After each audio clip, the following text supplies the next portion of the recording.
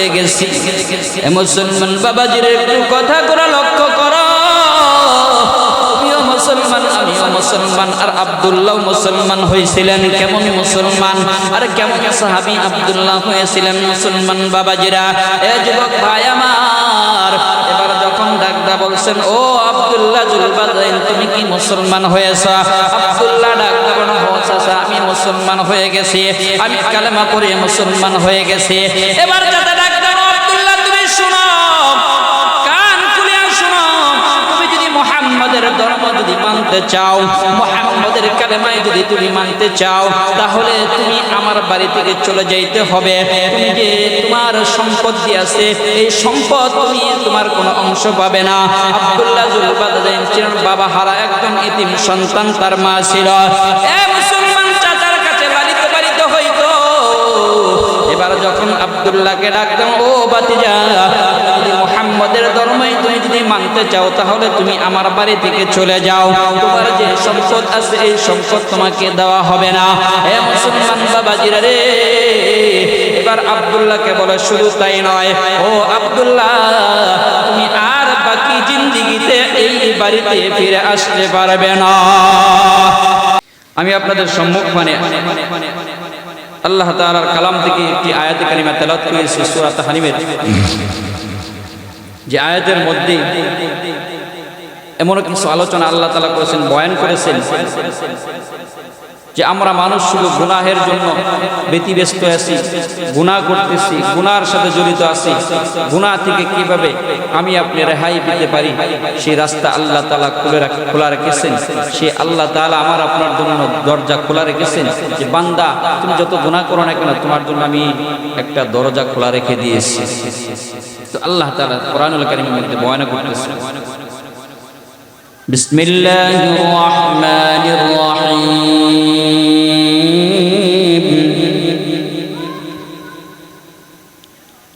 ইয়া আইয়ুহাল্লাযীনা আমানু তুবু ইলাল্লাহ,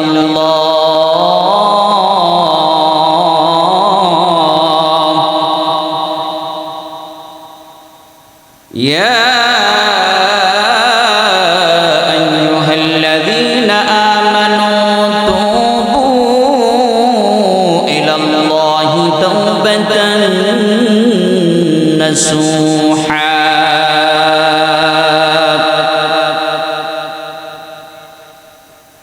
হে ঈমানদাররা, আল্লাহ রাব্বুল আলামিন ঈমানদারদেরকে ডাকা বলতেছেন, হে ঈমানদাররা, হে ঈমানদারগণ, তোমরা খাঁটি দিলে তওবা করো, খাঁটি মনে তওবা করো।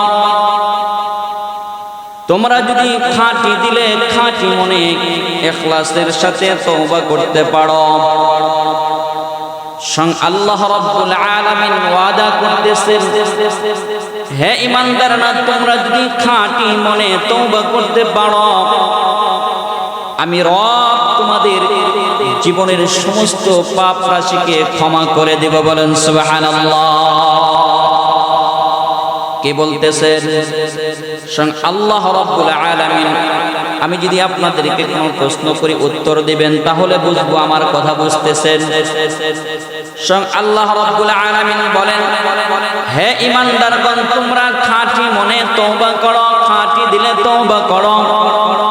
তোমরা খাঁটি মনে তওবা করলে আমি রব ওয়াদা করতেছি, আমি তোমাদের পাপ রাশিগুলোকে ক্ষমা করে দেব, মোচন করে দেব।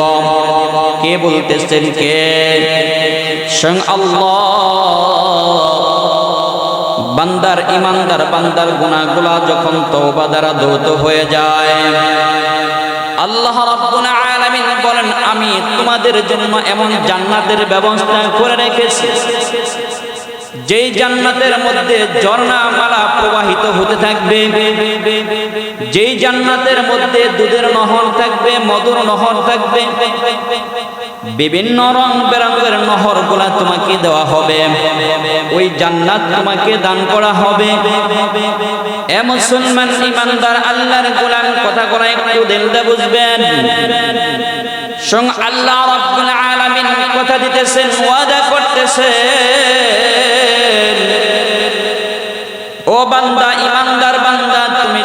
তোমার গুনার জন্য তওবা করতে পারো খাঁটি দিলে খাঁটি মনে, তাহলে আমি তোমার তওবাকে গ্রহণ করে নেব, তোমার তওবাকে কবুল করে নেব।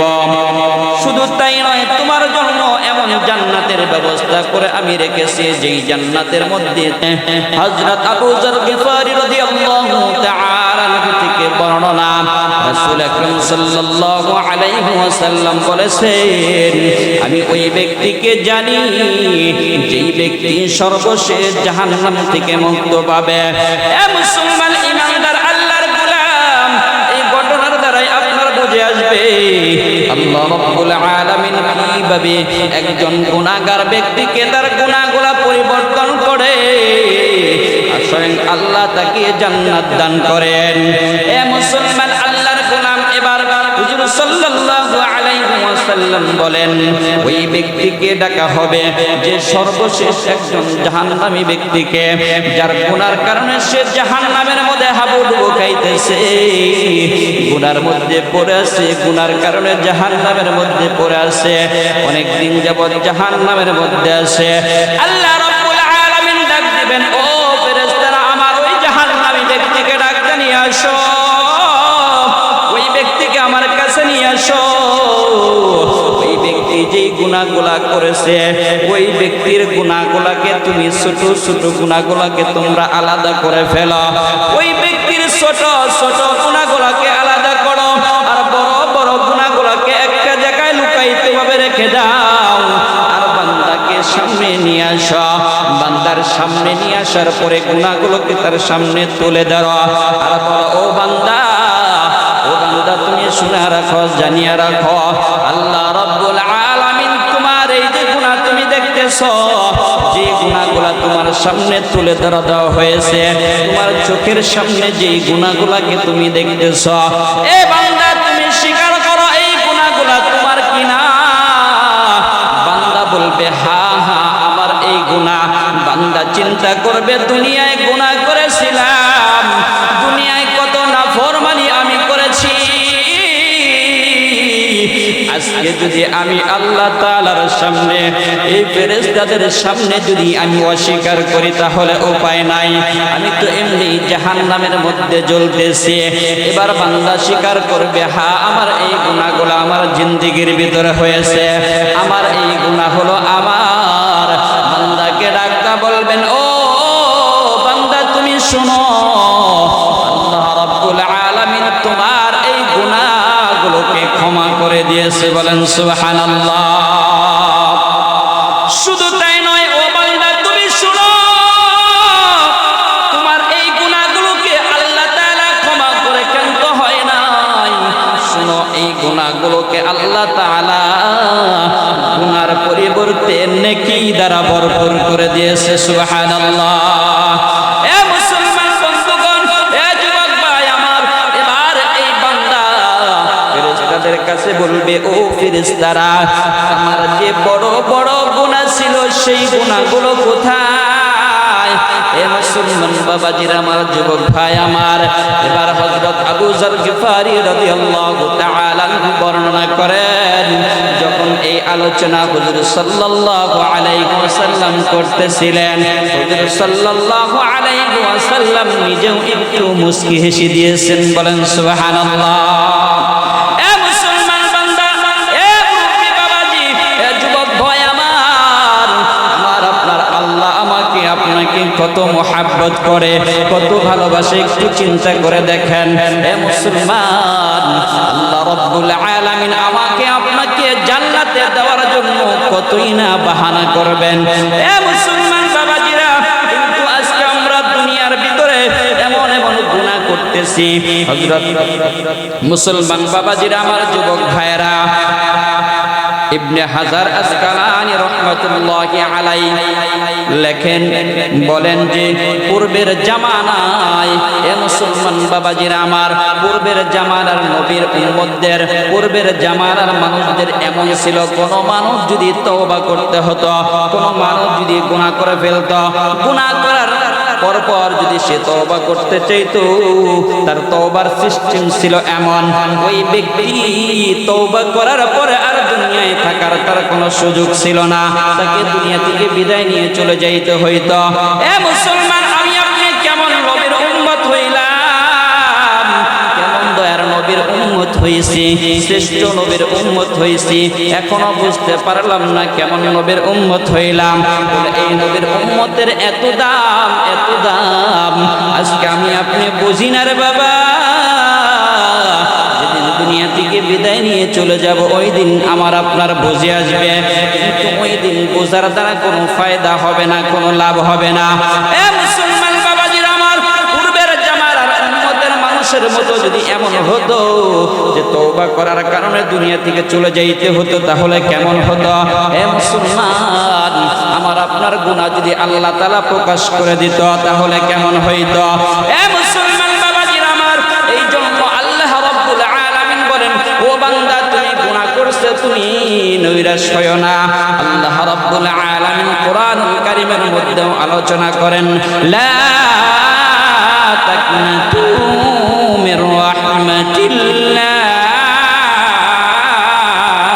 বলেন আল্লাহু আকবার।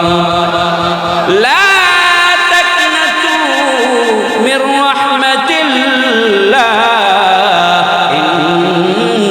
ইন্নাল্লাহা ইয়াগফিরুয যুনুবা জামিআ, ইন্নাহু হুয়াল গফুরুর রহিম।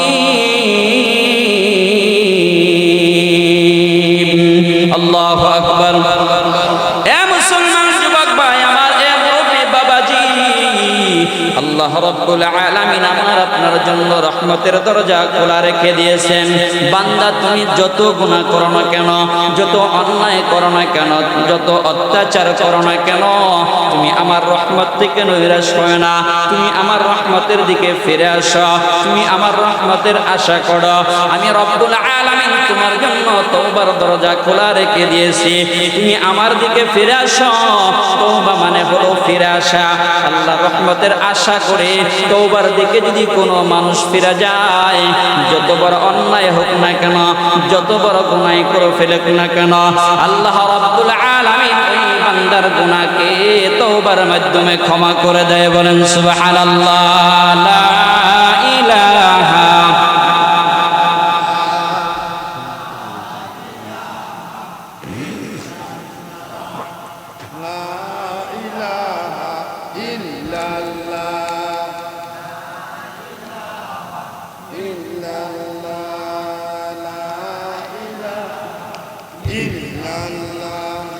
لا إله لا إله إلا الله لا إله إلا الله لا إله जिंदगी तोर जाय रे फाकी दिया रे सुनारा जिंदगी तोर जाय फाकी दिया, जिंदगी तोर जाय फाकी दिया रे सुनारा दो, जिंदगी तोर जाय फाकी दिया। কথা বলেন ঠিক না? ঠিক। তাহলে কোনো বান্দা যদি গুনাহ করতে চায়, গুনাহ করতে পারে, কিন্তু গুনাহ থেকে ফিরে আসলে আল্লাহ তাআলা ক্ষমা করে কি করে না? গুনাহ করার অধিকার আল্লাহ তাআলা আপনাকে ইচ্ছা দিয়েছে, কিন্তু এটাই তো পরীক্ষা, দুনিয়াটাই হলো পরীক্ষার হল। কথা ঠিক না? ঠিক। বান্দাকে ইখতিয়ার দিয়ে দিয়েছে, ইচ্ছা করলে সে গুনাহ করতে পারে, ইচ্ছা করলে ইবাদত নেকের কাজ করতে পারে, কিন্তু মৃত্যুর পরে যে কি হালত, কি অবস্থা হবে, সেই চিন্তা যদি বান্দা করতে, তাহলে গুনাহ করতে পারতো না। আজকে সমাজের ভিতরে যে পরিমাণ গুনাহ হচ্ছে, গুনার প্রতিযোগিতায় আমরা ডুবে গেছি, নেমে গেছি। কে কার থেকে বেশি গুনাহ করতে পারে? সমাজের ভিতরে নামাজি ব্যক্তি বেশি নাকি বেনামাজি ব্যক্তি বেশি? সমাজের ভিতরে কোরআন পড়নেওয়ালা বেশি নাকি কোরআন না পড়নেওয়ালা বেশি? সমাজের ভিতরে জিকির আজকার করনেওয়ালা মানুষ বেশি নাকি জিকির না করনেওয়ালা মানুষ বেশি? তাহলে বোঝা যায় নেকির কাজে মানুষ কম, গুনাহের কাজে মানুষ বেশি। সবচেয়ে সমাজের ভিতরে একটা গুনাহ এমন ভাবে আমরা করি, যেই গুনাহটাকে আমরা গুনাহ মনে করি না। গীবতের গুনাহ। কিসের গুনাহ? গীবতের গুনাহ। এই গুনাহটা আমরা কখনো গুনাহ মনে করি না। যখন চাষটার মধ্যে বসে আলোচনা করতে থাকি কত মজা লাগে, কথা ঠিক না ব্যাঠি? মারাত্মক এই গুনাহটা আমরা করে থাকি। যখন গীবত করি, চুগলখড়ি করি, এটাকে আমরা মনে করি না যে এটা গুনাহ হইতেছে। আল্লাহ তাআলা আমাদেরকে হেফাজত করুন। আমাদের গুনার কথা বলতে গেলে এমন কোন সাইড নাই যে গুনাহ দ্বারা ভরপুর নাই। এজন্য সমস্ত গুনাহ থেকে ক্ষমার একমাত্র একটা রাস্তা, সেটা হলো তওবা। কথা ঠিক না ব্যাঠি? আর খাঁটি দিলে তওবা করতে হবে। তওবা না করে যদি এই যে পাশে কবরস্থান এখানে আসি, তাহলে উপায় আছে? একটা গুনার জন্য ৭,০০০ বছর কমপক্ষে জাহান্নামে থাকতে হবে। দুনিয়ার সামান্য গরম, এই যে শীত আসতেছে, শীতের মধ্যে যদি কম্বল ল্যাপ পোশাক না গায়ে দেওয়া হয়, কি অবস্থা শুরু হয়ে যায়। কথা ঠিক না ব্যাঠি? রাত্রিবেলা রাস্তায় চলার পথে দেখবেন, লক্ষ্য করবেন বিভিন্ন স্ট্যান্ডের ভিতরে কিছু পথচারী মানুষ কি অবস্থায় শীতের সময় কাতরায়। একটু অনুভব করে দেখেন, একটু চিন্তা করে দেখেন। এই কষ্ট সহ্য করা যায় না। আর এই ৩.৫ হাত কবর এমন একটা জায়গা, এখানে আমার আপনার সহ্য করার মতো কার ক্ষমতা আছে? এই জন্য তওবা করতে হবে। আর তওবা করলে কি লাভ? বলে কোন বান্দা যদি তওবা করে আল্লাহ তাআলার দিকে ফিরে আসে, বলে আল্লাহ তাআলা কি পরিমাণ খুশি হয় জানেন? আল্লাহ তাআলা কি পরিমাণ খুশি হয়। হযরত আবু সাঈদ খুদরি রাদিয়াল্লাহু তাআলা আনহু থেকে হুজুর সাল্লাল্লাহু আলাইহি ওয়াসাল্লাম বর্ণনা করেন, কোন এক মুসাফির কোন এক এলাকার ভিতরে ভ্রমণ করেছে।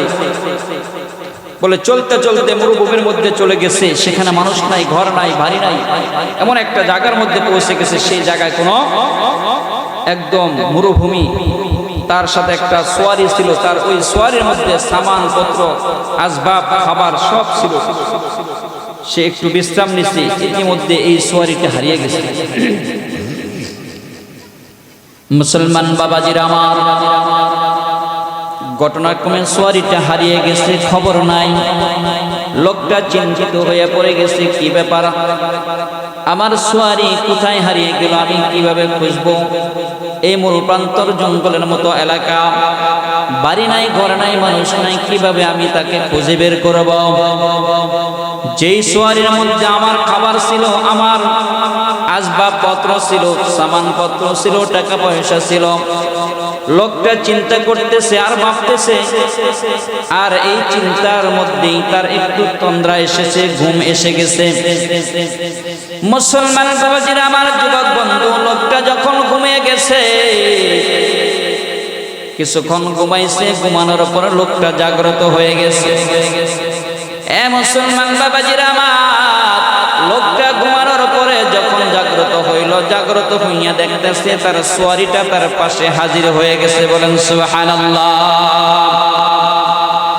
এ মুসলমান বাবাজিরা আমার, লোকটা যখন দেখলো তার সোয়ারিটা তার পাশে উপস্থিত হয়ে গেছে, হাজির হয়ে গেছে, লোকটা এত খুশি হয়েছে, এত আনন্দ হয়েছে, এত অনুতপ্ত হয়েছে, এতটা আনন্দ এবং খুশি হয়েছে। লোকটা ঘুম থেকে ওইটা যখন দেখেছে, লোকটার জবান দিয়ে বের হয়ে গেছে, আল্লাহুম্মা আনতা আবদি ওয়া আনা রাব্বুক, আল্লাহুম্মা আনতা আবদি ওয়া আনা রাব্বুক, আল্লাহুম্মা আনতা আবদি ওয়া আনা রাব্বুক। লোকটা বলতেছে, ওগো আল্লাহ, তুমি আমার বান্দা, আমি তোমার রব। এই মুসলমান কতটা আনন্দ, কতটা খুশি হইলে এই কথা জবান দিয়ে বের হয়ে যায়। লোকটা বলতে চাইছিল, আসলে ওগো আল্লাহ, তুমি আমার রব, আমি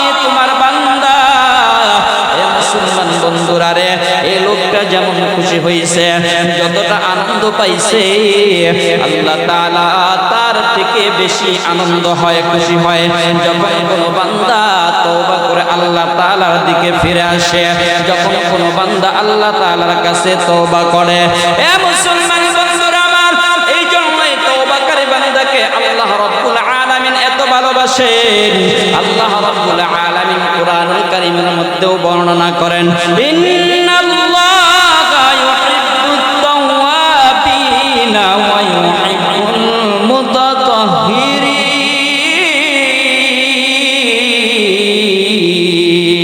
আল্লাহু আকবার।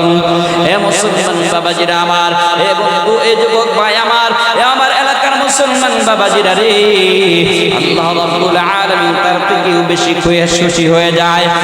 তওবাকারী বান্দাকে আল্লাহ রাব্বুল আলামিন ভালোবাসেন, মুহাব্বত করেন এবং তওবাকারী বান্দা পবিত্র হয়ে যায়।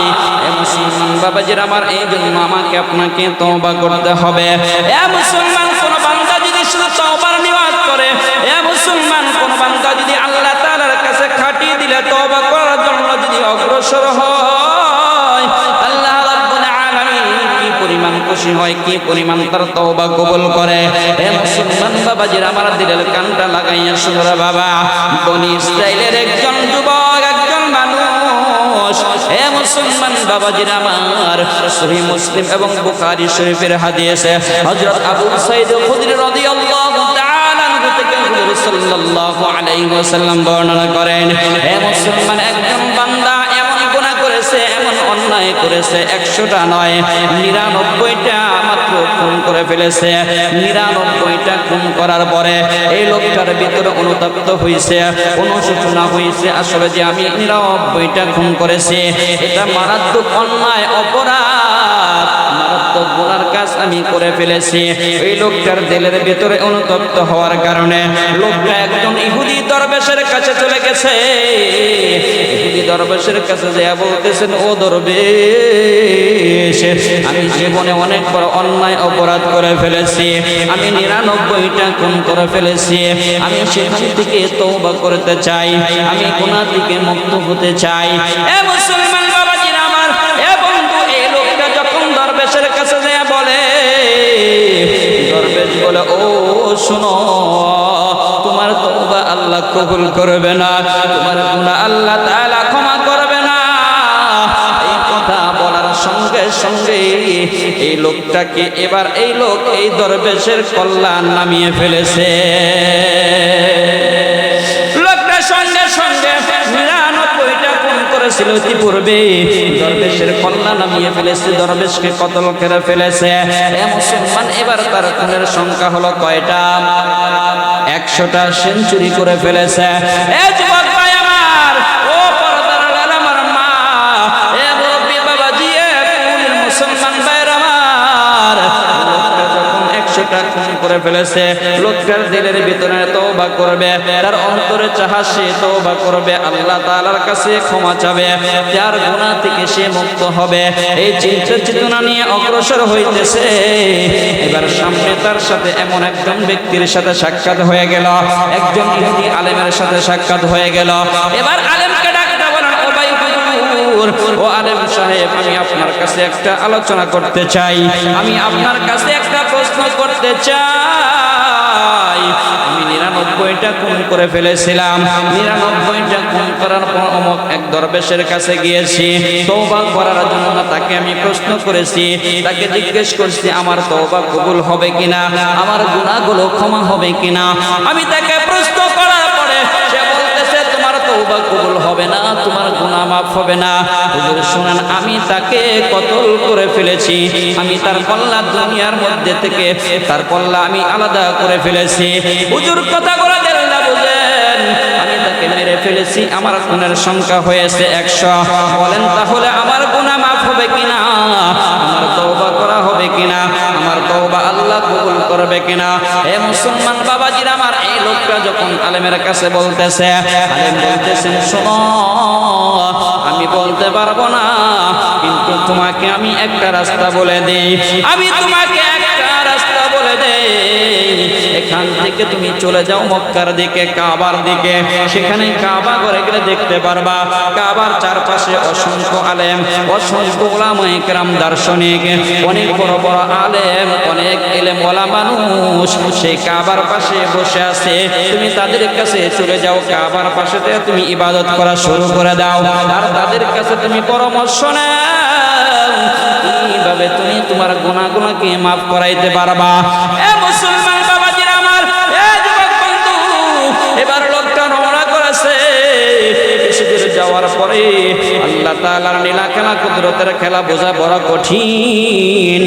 লোকটা সঙ্গে সঙ্গে যখন রওনা করলো, কিছুদূর যাওয়ার পরে আল্লাহ রাব্বুল আলামিন মালাকুল মউত পাঠিয়ে দিলেন, যাও যাও আমার ওই বান্দার জানটাকে কবজ করে নিয়ে আসো, আমার ওই বান্দার রূহটা বের করে নিয়ে আসো।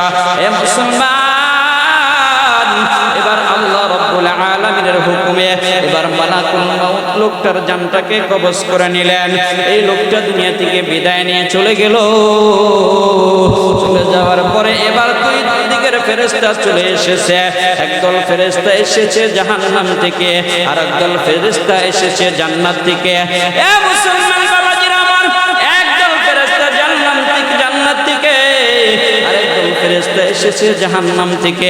মুসলমান বাবাজিরা আমার, দুই দলের ফেরেশতা আইসা লোকটাকে নেওয়ার জন্য, লোকটার রূহকে নেওয়ার জন্য তারা তর্ক বিতর্ক শুরু করে দিয়েছে। জান্নাতের ফেরেশতা ডাকতে পারেন, ও জাহান্নামের ফেরেশতা তোমরা শোনো, এই লোকটা তো তওবা করার জন্য কাবার দিকে রওনা করেছে। তার দিলের ভিতরে খাঁটি দিলে তওবা করার জন্য কাবার দিকে রওনা করেছে, আর জিন্দেগীর গুনাহ মাফ করার জন্য কাবার দিকে রওনা করেছে। এ তো আল্লাহ তাআলার কাছে ক্ষমা প্রার্থনা করার জন্য রওনা করেছে। এ তোমরা শোনো, এই লোকটা জান্নাতি, আমরা তাকে জান্নাতে নিয়ে যাব। আবার এদিকে জাহান্নামের ফেরেশতা ডাকতে বলো, ও জান্নাতের ফেরেশতা তোমরা শোনো, এই লোকটা তো জাহান্নাম থেকে মুক্ত পায় নাই, এই লোকটা তো তওবা করে নাই, তওবার দিকে অগ্রসর হয়েছে, কিন্তু তওবা তো করে নাই। এভাবে দুই দলের মধ্যে তর্ক শুরু হয়ে গেছে। এ মুসলমান বাবাজিরা আমার, আল্লাহ রাব্বুল আলামিন একজন ফেরেশতাকে ডাকতে বলেন, ও ফেরেশতারা যাও, ওই দুই দলের ফেরেশতার মধ্যে তুমি চলে যাও, ওই লোকটার কাছে চলে যাও, তুমি মানুষরূপী হয়ে চলে যাও। এ মুসলমান বাবাজিরা আমার, এবার এই তৃতীয় ফেরেশতা এসে বলতেছেন, ও ফেরেশতারা, ও তোমরা এখানে কেন তর্ক বিতর্ক করতেছ? যখন প্রশ্ন করেছে, জান্নাতের ফেরেশতা ডাকতে বলেন, ও মুসাফির ভাই, আপনি কি চিনি না, কিন্তু শুনেন আমাদের একটা সমস্যা হয়ে গেছে। বলে, আমরা হলাম জান্নাতের ফেরেশতা, ওনারা হলো জাহান্নামের ফেরেশতা। এই লোকটা জাহান্নামী, এই লোকটা এমন একজন মানুষ ছিল, এই লোকটা তওবা করার জন্য কাবার দিকে অগ্রসর হয়েছে। এই লোকটা মারাত্মক জীবনে অন্যায় করেছে, 100টা খুন করেছে, কিন্তু তওবা করে নাই, তওবার নিয়ত করেছে, ইখলাসের সাথে তওবার নিয়ত করেছে। শুধু তাই নয়, এই লোকটা কাবার দিকে রওনা করেছে, কাবাতে এসে তওবা করবে, আল্লাহ তাআলার কাছে ক্ষমা চাবে, আল্লাহ তাআলার কাছে ক্ষমা চাবে। এবার এই লোকটা তো জান্নাতে নেওয়ার জন্য আমরা এসেছি, কিন্তু লোকটা প্রতিমধ্যে মারা যাওয়ার পরে আমরা জান্নাত এবং জাহান্নামের ফেরেশতা চলে এসেছি। জাহান্নামের ফেরেশতারা বলতেছে এই লোকটা হলো জাহান্নামী, আর আমরা বলতেছি এই লোকটা হলো জান্নাতি। এ মুসলমান বন্ধুগণ, এবার আলোচনা হলো জান্নাত জাহান্নামের ফেরেশতারা বর্ণনা দিল। এবার তৃতীয় ব্যক্তি রাখতে বলতেছেন, তৃতীয় ফেরেশতা বলেন, ও জান্নাত জাহান্নামের ফেরেশতারা রে, আমি আপনাদেরকে একটা সুন্দর সমাধান দিতে চাই, মানবেননি? বলে, কি সমাধান? শুনেন, তাহলে আমি সমাধান দিচ্ছি। যেহেতু এই লোকটা বাড়ি থেকে, এলাকা থেকে বের হয়ে এসেছে, কাবার দিকে রওনা করেছে, তওবা করার জন্য রওনা করেছে, লোকটা যদি তার বাড়ি থেকে যদি দূরত্ব কম হয়, যদি কাবার দিকে দূরত্ব বেশি হয়, তাহলে সে হবে জাহান্নামী। আর লোকটা যদি তার রাস্তা যদি কাবার দিকে সংকীর্ণ হয়, এখান থেকে তার বাড়ি যদি দূরত্ব হয়, তাহলে সে হবে জান্নাতি। এ মুসলমান বাবাজিরা আমার, আমার আল্লাহ ডাকতেন, ও দুনিয়ার জমিন, জন্য ফিরে এসেছে, আমার কাছে তওবা করতে চেয়েছে, যেহেতু কাবার দিকে রওনা করেছে। ও কাবার দিকের পথ, ও কাবার মাটি, এই লোকটার জন্য সংকীর্ণ হয়ে যাও, রাস্তা ছোট হয়ে যাও। ও আবার ওই দিকের মাটিকে ডাক দিয়েছে, ও ওই লোকের বাড়ির দিকের রাস্তার পথ, ওই দিকের মাটিকে ডাক দিয়েছে, ও মাটি তুমি শোনো, এই লোকটার জন্য দূরত্ব হয়ে যাও। এই মুসলমান বাবাজির আমার, এবার যখন দূরত্ব এবং কাছাকাছি হয়ে গেল, কাবার কাছাকাছি লোকটা হয়ে গেল, এবার ফেরেশতারা মাপলো, মেপে দেখলো এই লোকটা কাবার দিকে অগ্রসর আছে। বলেন সুবহানাল্লাহ। এ মুসলমান বাবাজির আমার, আমার আপনার আল্লাহ কি পরিমাণ মায়ার মহব্বত বান্দাকে করে। বান্দা শুধু যদি পরিপূর্ণভাবে নিয়ত করতে পারে, কথা ঠিক না বেঠিক? বান্দা যদি ইখলাসের সাথে, বান্দা যদি আল্লাহ তাআলাকে পরিপূর্ণভাবে যদি ইখলাসের সাথে নিয়তের সাথে যদি তওবা করতে পারে, হে মুসলমান, এই লোক কিন্তু জবানে তওবা করে নাই, কিন্তু লোকটা নিয়ত করেছে তওবা করবে, কথা ঠিক না বেঠিক? লোকটা শুধু নিয়ত করেছে যে খাঁটি দিলে ইখলাসের সাথে, তার জিন্দেগির ভিতরে অসংখ্য গুনাহ দিয়ে ভরা,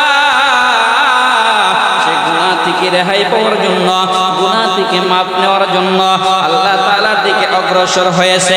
হে মুসলমান, আল্লামা ইবনে হাজার আসকালানী রাহমাতুল্লাহি আলাইহি ফাতহুল বারি সহিহ মুসলিম শরীফের মধ্যে আলোচনা করেন, বর্ণনা করেন।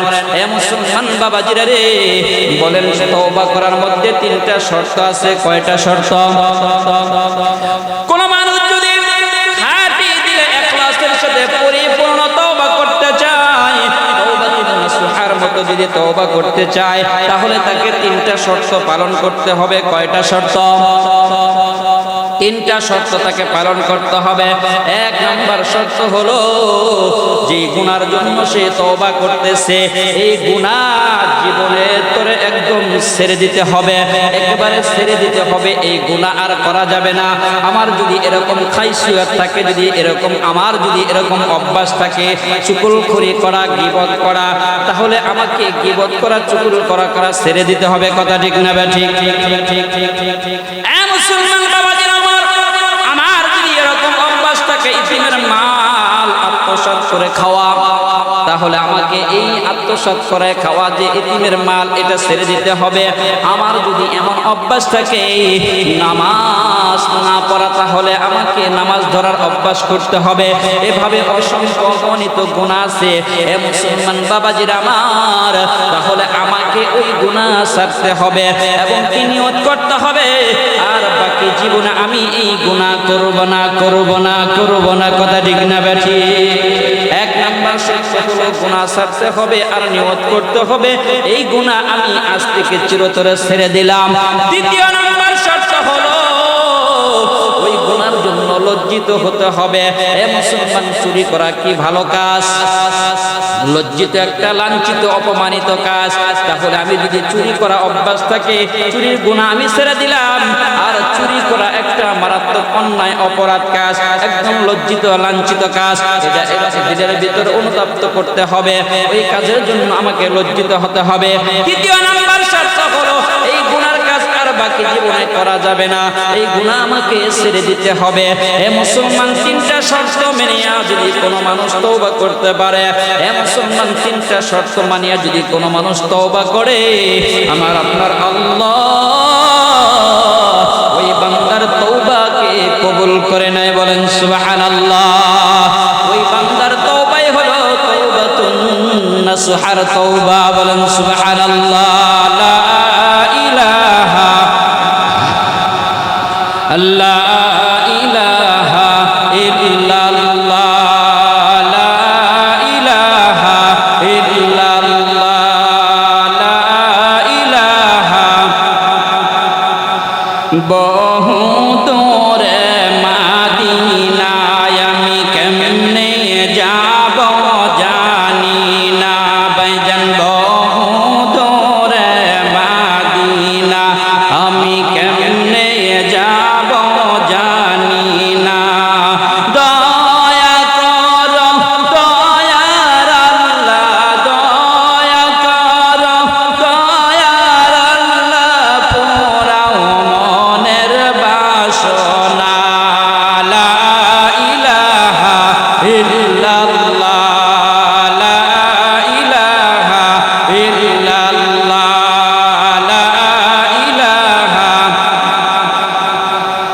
লা ইলাহা ইল্লাল্লাহ লা ইলাহা। ভাইজান রিকশা চলে না না পেডেল সারা, ভাইজান জিহ্বা চলে না জিকির সারা, ভাইজান জিহ্বা চলে না জিকির সারা। লা ইলাহা ইল্লাল্লাহ লা ইলাহা, লা ইলাহা ইল্লাল্লাহ লা ইলাহা, লা ইলাহা ইল্লাল্লাহ বলো রে পাগল মন, লা ইলাহা ইল্লাল্লাহ বলো রে পাগল মন। নিদানের কালে বুঝিবে তখন, মরণের কালে বুঝিবে তখন, এই কালে মার কত গুণ। লা ইলাহা ইল্লাল্লাহ বলো রে আমার মন, লা ইলাহা।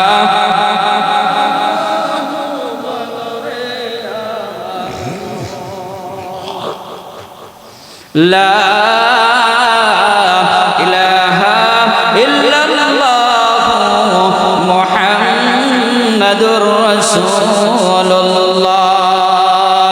আমি নবিলা চিনিলাম কি ভুল করিলাম, আমি নবিলা চিনিলাম কি ভুল করিলাম, দশমে ডালিলাম ঘি।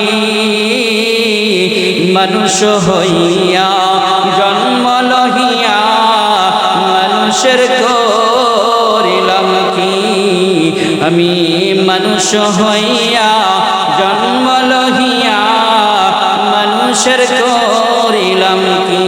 আমি নবীনা চিনিলাম কি ভুল করিলাম, নবীনা চিনিলাম কি ভুল করিলাম, আমি মানুষ হইয়া জন্ম লহিয়া মানুষের করিলাম কি, আমি মানুষ হইয়া জন্ম লহিয়া মানুষের করিলাম কি। কথা বলেন ঠিক না ঠিক? এই জন্য আমাদেরকে গুনাহ ছাড়তে হবে, গুনাহ থেকে ফিরে আসতে হবে, তওবা করতে হবে। তওবা করা যাবে কি যাবে না? তওবা করা যাবে না? যদি একবার ধরা পড়ে যায় আল্লাহ তাআলার কাঠগড়ায়, যদি একবার মৃত্যুর পরে কবরের জগতে আল্লাহ তাআলা আমাকে যদি আপনাকে প্রশ্ন করে, এ বান্দা তোমাকে সুযোগ দিয়েছিলাম, তোমার জন্য রাস্তা খোলা রেখেছিলাম, তওবাটা পর্যন্ত তুমি করতে পারো নাই, আমি যে তোমাকে মাফ করব কোন উসিলায়, কোন হিসেবে আমি তোমাকে ক্ষমা করব? অন্তত তওবাটা বেশি বেশি করা দরকার আছে না নাই? গুনাহ তো আমার আপনার দিলের ভিতরে তামান্না থাকবেই, কিন্তু আল্লাহ তাআলা ওই যে আদম আলাইহিস সালামকে যখন সৃষ্টি করলেন, তারপরে যখন ইবলিসকে সেজদা করতে বলেছিলেন, ইবলিস তো সেজদা করলো না, কিন্তু ইবলিস অসংখ্য অনেকটি পারমিশন আল্লাহ তাআলার কাছে নিয়েছেন, কিন্তু একটা পারমিশন নিতে পারে নাই। সেটা হলো বান্দা যখন হাত তুলে আল্লাহ তাআলার কাছে ক্ষমা চাবে, তওবা করবে, তখন আল্লাহ তাআলা ক্ষমা করে দিবে। এ মুসলমান বাবাজির আমার, আল্লাহ তাআলা কত বড় দয়ালু, কত বড় মেহেরবান। আল্লাহ তাআলা কি পরিমাণ বান্দাকে ক্ষমা করে আর মহব্বত করে। কেন? আল্লাহ তাআলা তো বান্দাকে মায়া এবং মহব্বত দিয়া বান্দাকে বানাইছে। কথা ঠিক না বেঠিক? আল্লাহ তাআলা তো চায় আমার প্রত্যেক বান্দাকে আমি জান্নাত দিই। আমার আপনার বাড়ি কোথায় ছিল? আমার আপনার বাড়ি কোথায় ছিল? জান্নাতে। কোথায় ছিল? জান্নাতে। আদম আলাইহিস সালাম আর হাওয়া আলাইহিস সালাম কোথায় ছিলেন? আমাদের আদম আলাইহিস সালাম এবং হাওয়া আলাইহিস সালাম আমাদের মা বাবা ছিলেন জান্নাতে। সন্তান মা বাবার বাড়িকেই তো নিজের বাড়ি মনে করে। কথা ঠিক না ঠিক? নাকি চাচার বাড়িকে কথা বলে? যদি জিজ্ঞেস করে তোমার বাবার বাড়ি কোথায়, বলে আমার বাবার বাড়ি অমুক, চাচার বাড়ি কথা বলে না। এ মুসলমান, আমার আপনার বাবা মার বাড়ি যেহেতু জান্নাতে, তাহলে আমার আপনার বাড়িও জান্নাতে। আমরা যাব জান্নাতে ইনশাআল্লাহ। কিন্তু জান্নাতে যাওয়ার আগে পবিত্র হয়ে যেতে হবে, পরিষ্কার হয়ে যেতে হবে, কথা ঠিক না ঠিক? আর পরিষ্কার পবিত্র হতে চাইলেই তওবা দরকার আছে, কথা ঠিক না ঠিক? এই জন্য আমাকে আপনাকে দুনিয়া থেকে বিদায় নিয়ে চলে যাওয়ার আগে তওবা করতে হবে। এই যে পাশেই কবরস্থান, আমার আপনার মুরব্বি, আমার আপনার আপনজন অনেকেই শুয়ে আছে, কথা ঠিক না ঠিক? আমি আপনি কবে কখন চলে যাব এর কি কোনো গ্যারান্টি আছে? আল্লাহ তাআলা কোরআনুল কারীমের মধ্যে বর্ণনা করেছেন, বিসমিল্লাহির রাহমানির রাহিম, কুল্লু নাফসিন যায়িকাতুল মাউত সুম্মা ইলাইনা তুরজাউন। আল্লাহু আকবার।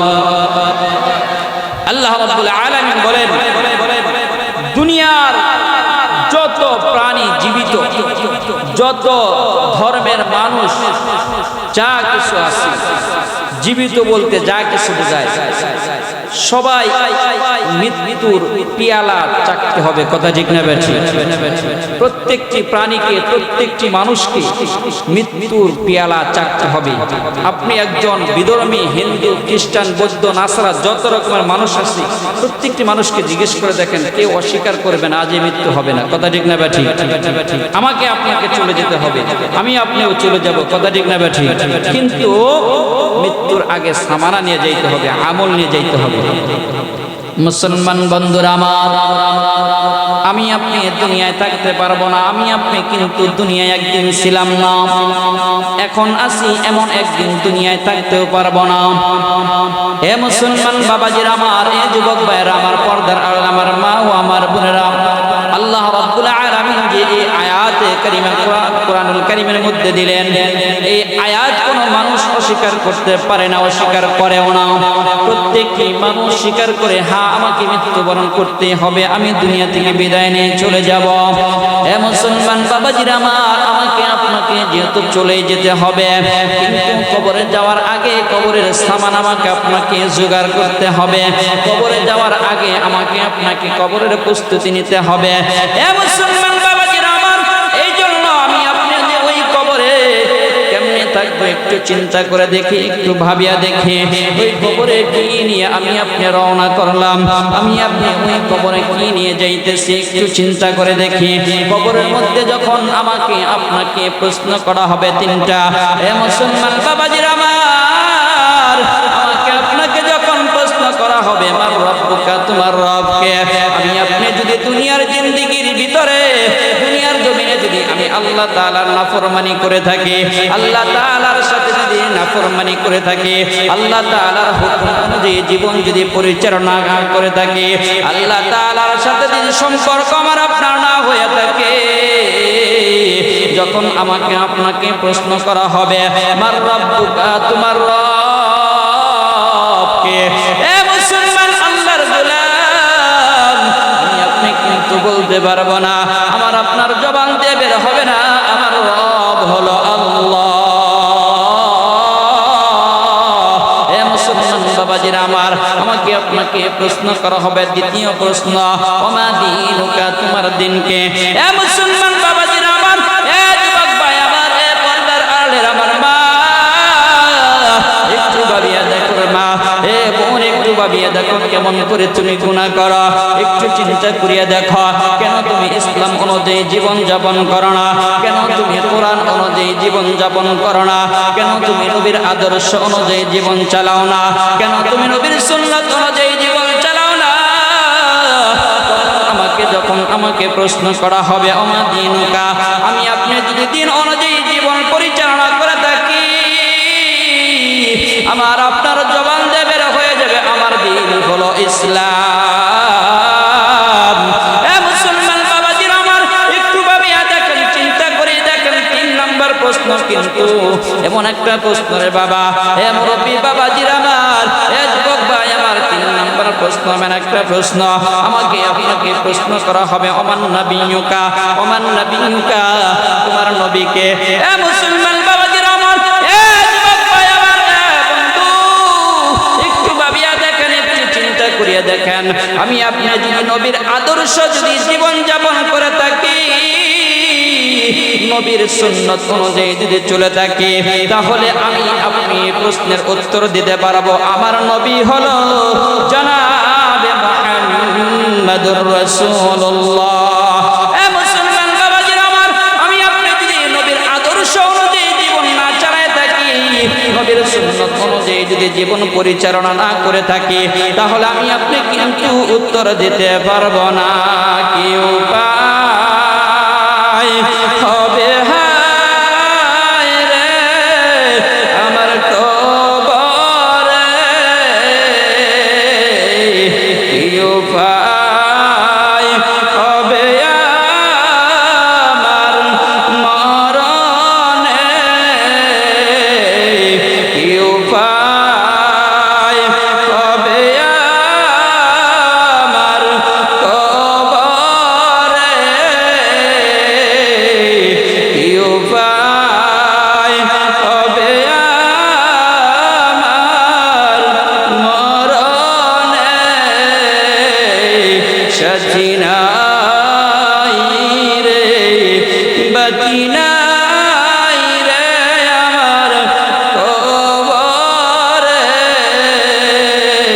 সাথী নাই রে বাতি নাই রে আমার কবরে,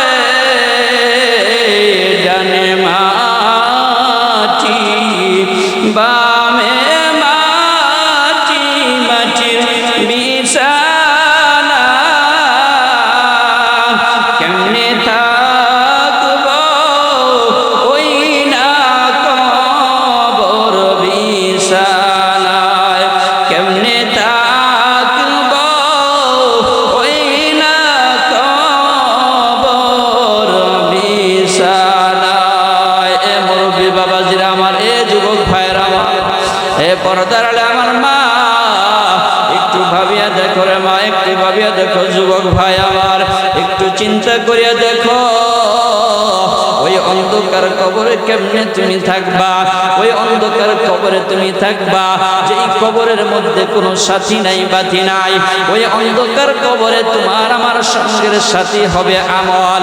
হে মুসলমান বাবাজিরা আমার, দ্বিতীয় নাম্বার প্রশ্ন বলছিলাম নবীর, এ মুসলমান বন্ধুরা রে, কোন মানুষ যদি নবীর মুহাব্বত নিয়ে, নবীর আদর্শ নিয়ে, নবীর ভালোবাসা নিয়ে যদি দুনিয়ার মধ্যে চলতে পারে, ওই মানুষটাকে প্রশ্ন করার সঙ্গে সঙ্গে তার জবান দিয়ে বের হয়ে যাবে আমার নবী জনাবে মুহাম্মদুর রাসূলুল্লাহ। এ মুসলমান বাবাজিরা আমার, এই জন্য নবীর ভালোবাসা দিলের ভিতরে পয়দা করতে হবে, এই জন্য নবীর মুহাব্বত দিলের ভিতরে পয়দা করতে হবে, নবীর প্রেম অন্তরে জায়গা দিতে হবে, নবীর ভালোবাসা কলিজা দিয়ে নবীকে ভালোবাসতে হবে, অন্তর দিয়ে ভালোবাসতে হবে, নিজের জীবনের থেকেও বেশি নবীকে ভালোবাসতে হবে। এ মুসলমান বাবাজিরা আমার, নবীর ভালোবাসা যতক্ষণ পর্যন্ত আমার জীবনের থেকে বেশি ভালো না হবে, ততক্ষণ পর্যন্ত আমি আপনি উম্মত হতে পারবো না রে বাবা, ততক্ষণ পর্যন্ত আমি আপনি খাঁটি ইমানদার হতে পারবো না। এ মুসলমান বাবাজিরা আমার, খাঁটি উম্মত হয়েছে, খাঁটি সাহাবী হয়েছে মুসলমান বাবাজিরা আমার, এ যুবক ভাই আমার, সাহাবীরা কেন এত দামি হয়েছে, সাহাবীরা কেন এত উত্তম হয়েছে, নবীকে প্রকৃত ভালোবেসেছে, নবীকে প্রকৃত মুহাব্বত করেছে। এ মুসলমান বাবাজিরা আমার, আব্দুল্লাহ জুলবাদরাইন এত ভালোবেসেছিলেন, এত মুহাব্বত করেছিলেন, এমন একজন সাহাবী আব্দুল্লাহ জুলবাদরাইন ছিলেন, নবীকে দেখে নাই, শুধু নবীর নাম শুনেছে, নবীর সিফাত শুনেছে, নবীর গুণ সম্পর্কে শুনেছে। এ মুসলমান বাবাজিরা রে, শুধু জানে নবী খুব ভালো মানুষ, মদিনায় এত সুন্দর একজন মানুষ এসেছে যার চরিত্র এত সুন্দর, যার চেহারা এত সুন্দর, যার কথা এত সুন্দর, যার আচরণ এত সুন্দর, তার বিভিন্ন বর্ণনা শোনার পরে তার দিলের ভিতরে তামান্না জেগে গেছে, তার দিলের ভিতরে আকাঙ্ক্ষা জেগে গেছে, নবীর কালেমা পড়ে মুসলমান হয়ে গেছে। বলেন সুবহানাল্লাহ। নবীর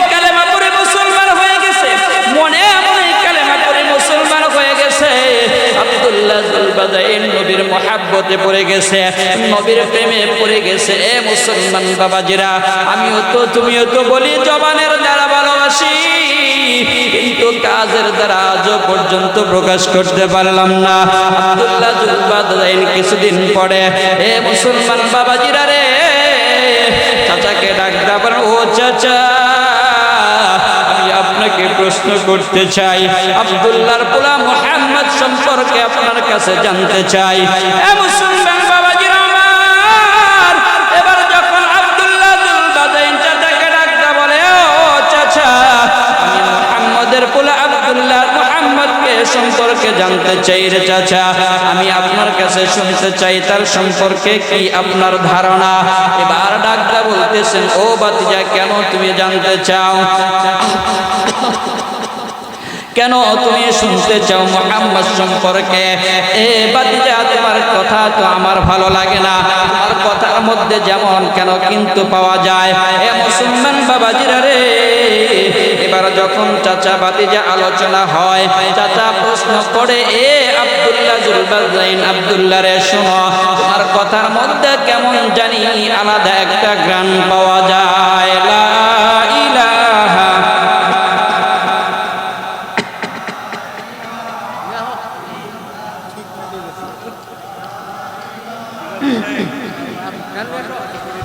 লা ইলাহা ইল্লাল্লাহ, লা ইলাহা, লা ইলাহা ইল্লাল্লাহ মুহাম্মাদুর রাসূলুল্লাহ সাল্লাল্লাহু আলাইহি ওয়াসাল্লাম।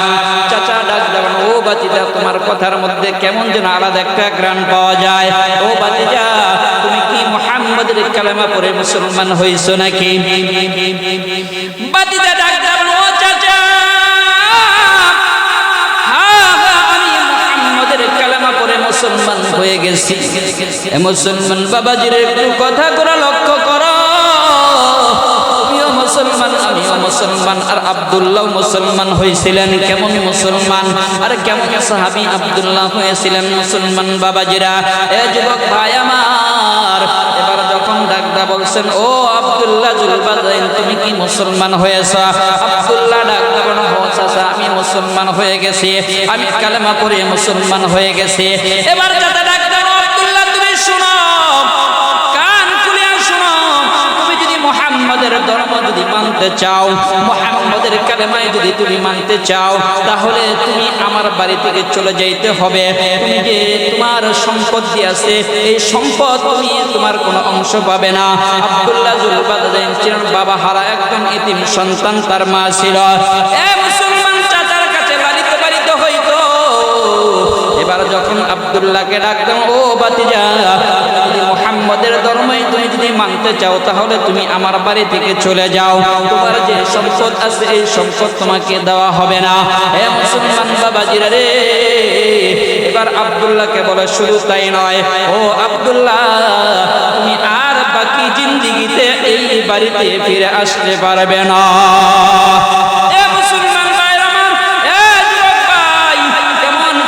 আব্দুল্লাহ জুলবাদাইন তার সম্পদ, তার ঘর বাড়ি যা কিছু আছে ত্যাগ করিয়া নবীর দিকে রওনা করেছে, মদিনার দিকে রওনা করেছে।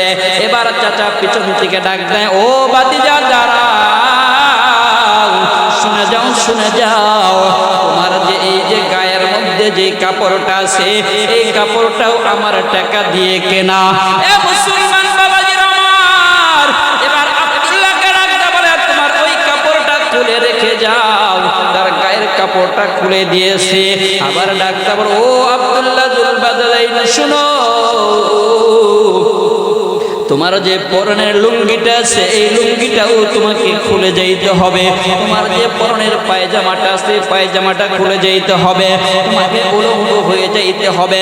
এ মুসলমান বাবাজিরা আমার, একজন কাফের কত নিষ্ঠুর হতে পারে, একজন কাফের কত অমানবিক হতে পারে রে।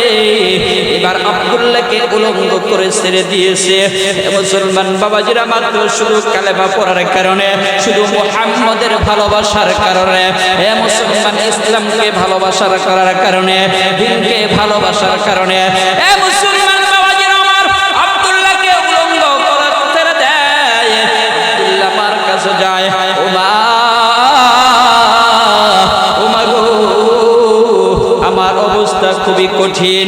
ও মা, আমি ইসলাম ধর্ম গ্রহণ করার কারণে আমার চাচা আমাকে উলঙ্গ করে ছেড়ে দিয়েছে। মুরব্বি বাবাজিরা রে, যুবক ভাইয়েরা, আমার বাবারা, এই যে সমস্ত বাবারা, যে সমস্ত যুবক ভাইয়েরা, যে সমস্ত মা বোনেরা মা বাবাকে হারাইছে, মা বাবা যে কত আপন, যাদের মা নাই, যাদের বাবা নাই, তারা বুঝতেছে কথা ঠিক না বেঠি? যাদের বাবা আজকে এই কবরস্থানে শুয়ে আছে, যাদের বাবা এই কবরস্থানে শুয়ে আছে, মুরব্বি বাবাজিরা রে, আজকে যদি বাবা বেঁচে থাকতো কত আবদার না পূরণ হতো, কথা ঠিক না বেঠি? কত চাওয়া পূরণ হতো, কিন্তু যে মার বাবা নাই, আজকে অসংখ্য চাওয়া পাওয়া পূরণ রয়ে গেছে। মুসলমান বাবাজির আমার, আব্দুল্লাহ জুলবাদাইন মাকে ডাক দেবেন, মা। কিন্তু আজকে আমাদের সমাজের ভিতরে অসংখ্য গণিত সন্তান আছে, মা বাবাকে কষ্ট দেয়, কথা ঠিক না ঠিক? মুসলমান বাবাজির আমার, অসংখ্য অগণিত সন্তান এমন আছে, মা বাবাকে কষ্ট দেয়, মা বাবার দিলের ভিতরে আঘাত দেয়, মা বাবার মনের ভিতরে আঘাত দেয়। মুসলমান যুবক, মা বাবার দিলের ভিতরে আঘাত দিও না রে যুবক। যুবক ভাই, মা বাবার মনের মধ্যে কষ্ট দিও না। মা বাবার দিলের ভিতরে যদি কষ্ট দিয়া যদি কবরে যাও, কবর তোমাকে ছাড়বে না, কবর তোমার জন্য জাহান্নামের আগুন দাউ দাউ করে জ্বলবে। মুসলমান বলতেছিলাম, আব্দুল্লাহ জুলবাদাইন এবার মার কাছে যায়, বলে, ও মা, আমাকে একটা কাপড় দাও, আমার চাচা উলঙ্গ করে আমাকে ছেড়ে দিয়েছে। মুসলমান বাবাজিরা আমার, জনম দুঃখিনী মা কত আপন হয়। যদিও সন্তান ঈমান আনছে, মুসলমান হয়েছে, মা কিন্তু মুসলমান হয় নাই, মা কিন্তু এখনো পর্যন্ত ইহুদি। মা সন্তানের প্রতি কি পরিমাণ দয়া আর মায়া! জনম দুঃখিনী মা আব্দুল্লাহ জুলবাদাইনকে একটা টুকরা কাপড় দিছে। টুকরা কাপড় নিয়ে এক টুকরা কাপড় দুই টুকরা করে তার সতর ডেকেছে। মুসলমান বাবাজিরা আমার, আব্দুল্লাহ জুলবাদাইন এমন একজন সাহাবী ছিলেন, এই টুকরা কাপড় পরে মুসলমান বাবাজিরা রে হুজুর সাল্লাল্লাহু আলাইহি ওয়াসাল্লামের দরবারে চলে এসেছে। আসহাবে সুফা নামক একটা জায়গা ছিল, এখনো আছে। মুসলমান বাবাজিরা আমার, আব্দুল্লাহ জুলবাদাইন এই কাপড়টা পরে সাল্লাল্লাহু আলাইহি ওয়াসাল্লামের দরবারে চলে গেছেন। হুজুর সাল্লাল্লাহু আলাইহি ওয়াসাল্লামের দরবারে যাওয়ার পর সাল্লাল্লাহু আলাইহি ওয়াসাল্লাম সাহাবীদের নিয়ে আলোচনা করতেছিলেন, কথা বলতেছিলেন। মুরব্বি বাবাজিরা আমার, যুবক ভাইরা রে, আসহাবে সুফার মধ্যে সাহাবীদের নিয়ে, গরীব সাহাবীদের নিয়ে কথা বলতেছিলেন। সাল্লাল্লাহু আলাইহি ওয়াসাল্লাম যখন আলোচনা করতেছেন, আব্দুল্লাহ জুলবাদাইন এক কোণার মধ্যে দাঁড়িয়ে দাঁড়িয়ে হুজুর সাল্লাল্লাহু আলাইহি ওয়াসাল্লামের চেহারার দিকে তাকিয়ে আছেন। বলেন সুবহানাল্লাহ, লা ইলাহা।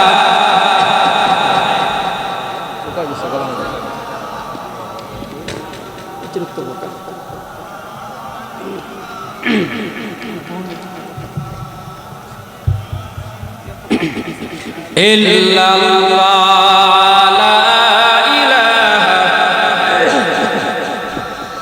লা ইলাহা ইল্লাল্লাহ, লা ইলাহা। আসমান সুন্দর, জমিন সুন্দর, আসমান সুন্দর, জমিন সুন্দর, আর সুন্দর গাছপালা, তাহার চেয়ে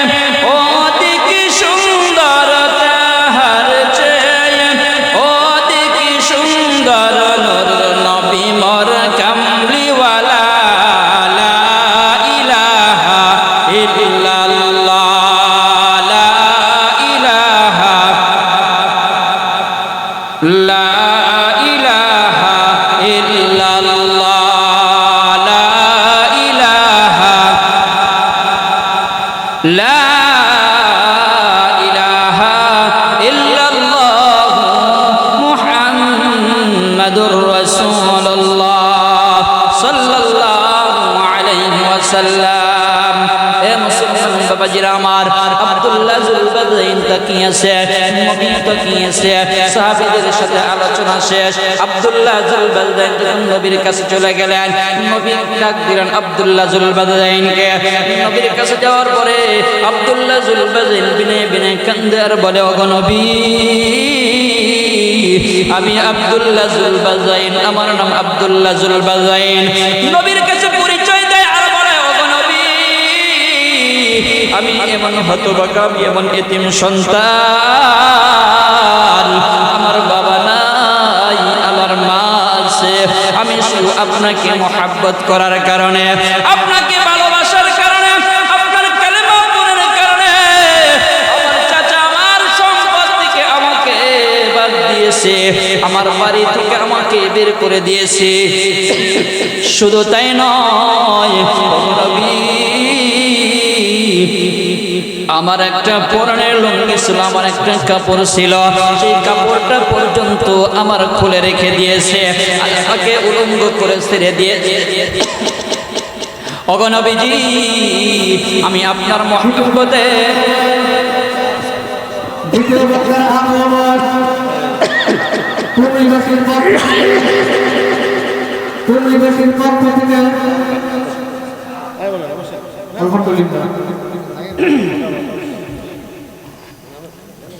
আলহামদুলিল্লাহ, হুজুর গেছে